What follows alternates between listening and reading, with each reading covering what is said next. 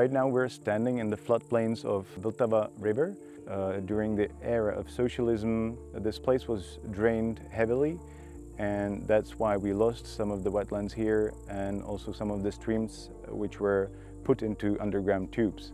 Today with the volunteers we were working on building wooden dams on the drainage ditches so that we raise up the underground water table, and the place will be ready for water retention again. Water is super important for both animals and the plants around it. In the fieldworks we saw that there was only monoculture spruce forest and there was not much water, so there was not a lot of vegetation.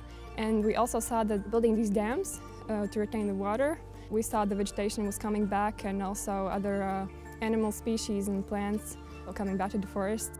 Water is one of the key elements to secure life on Earth. And if we have the capacity, or the nature has the capacity to retain the water, like here in Šumava, where for centuries there was no issue until the moment when we as humans came to interrupt the forces of nature. That's a really pity, and we should do something. Healthy wetland landscape has this essential capacity to retain water.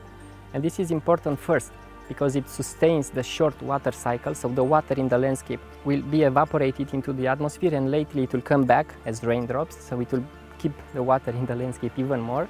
It is also important because, especially nowadays, we do face more intense and frequent periods of drought, so retaining water in the landscape has this cooling effect, so it will decrease the temperatures in these periods. And it is also important because it has this flood mitigation capacity.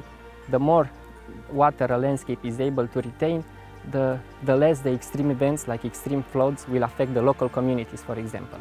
And because water is an essential element for life, for plants, for animals, it also supports biodiversity.